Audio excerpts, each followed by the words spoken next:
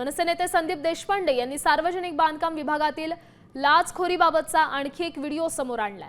पीडब्ल्यूडीच्या अधिकाऱ्याचा लाच घेतानाचा हा व्हिडिओ त्यांनी समोर आणलाय। पीडब्ल्यूडी विभागात मोठा भ्रष्टाचार सुरू असल्याचा आरोप मनसे नेते संदीप देशपांडे यांनी केला। एक बार हाथ मारेंगे सर, हाथ तो मार 50 होता आपकी अभी मतलब जो कुछ बनेगा ना तुमको वहाँ बजरी का पैसा मैंने देंगे क्या? एक बार हाथ मारेंगे सर, हाथ तो मार 50 नहीं कुछ 30 तक रहेगा, 25 का 30 रहेगा।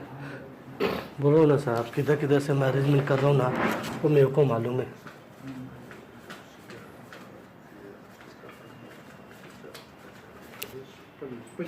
पच्चीस ना, बाकी बात में देखेंगे।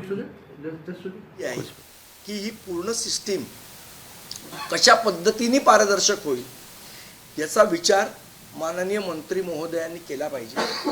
हे कोण लोक आहेत जे एवढे टक्के घेत आहेत, आणि जर एवढे टक्के घेतले तर खरोखर काम होईल का?